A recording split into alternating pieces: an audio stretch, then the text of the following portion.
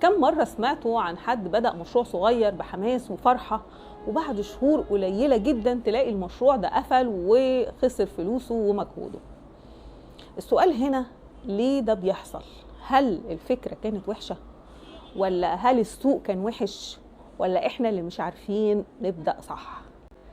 النهاردة هنتكلم بصراحة عن أسباب فشل المشاريع المتناهية الصغر، والأهم إننا هنقول إزاي نتجنبها بخطوات عملية.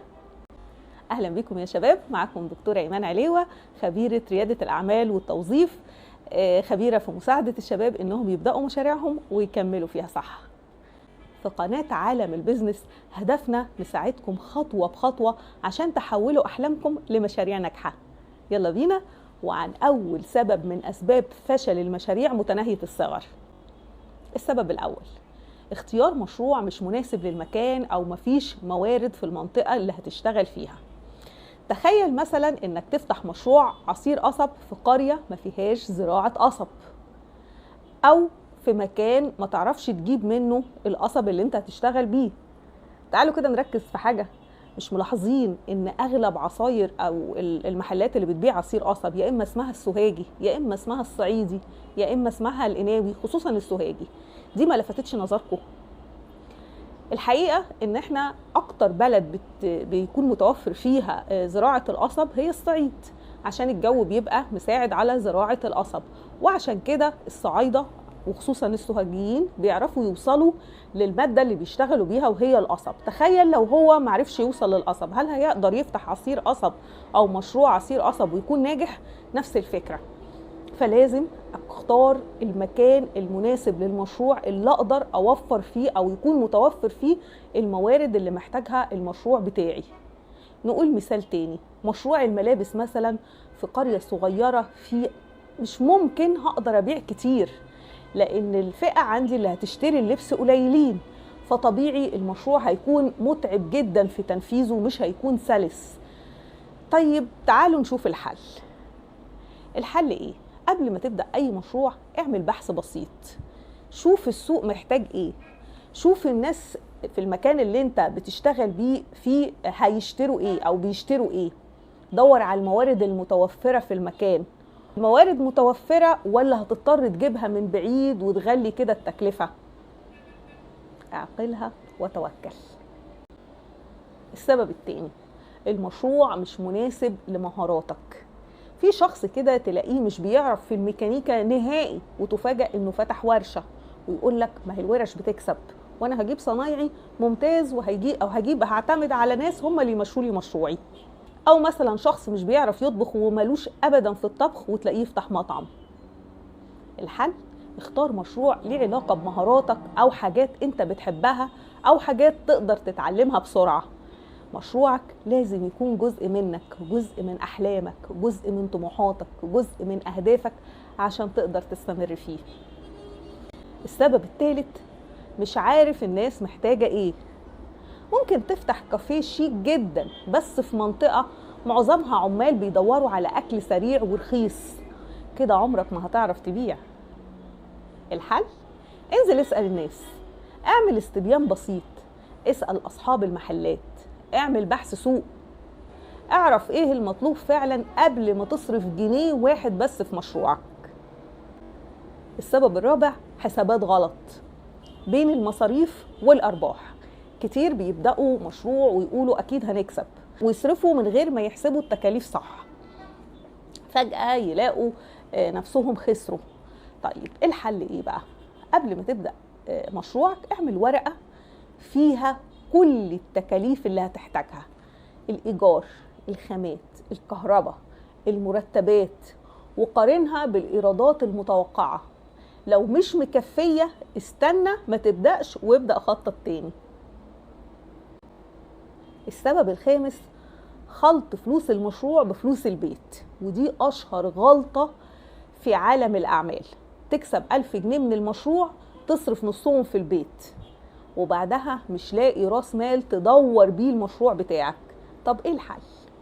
افصل الفلوس، اعمل دفتر أو حتى كشكول، كل جنيه داخل وطالع من المشروع يكون واضح ومكتوب فيه. البيت له حسابات تاني مختلفة تماما، فلازم تفصل حسابات مشروعك عن حسابات بيتك. السبب الثالث وهو ان مفيش متابعة او تسجيل للحسابات. تلاقي صاحب المشروع مش عارف هو كسب كام ولا صرف كام، وكأنه كده شغال بالعافية. طيب الحل ايه؟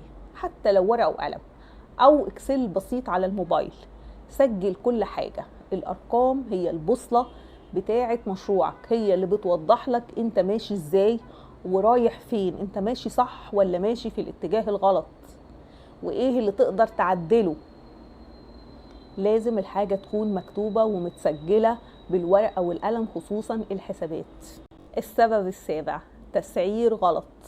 ساعات في ناس بيبيعوا بسعر قليل يخسرهم، او عالي يخلي الزبون يطفش منهم او الزبون يهرب منهم وما يجيلهمش. طب ايه الحل؟ اولا شوف المنافسين بيبيعوا السلعة اللي انت بتبيعها بكام. ثانيا احسب تكلفتك صح، احسب انت صرفت ايه، وما تنساش الحاجات الصغيرة اللي انت بتصرفها. احسب المواد الخام، واحسب تكلفة العمال، واحسب مجهودك، واحسب الوقت، واحسب الكهرباء، واحسب المية.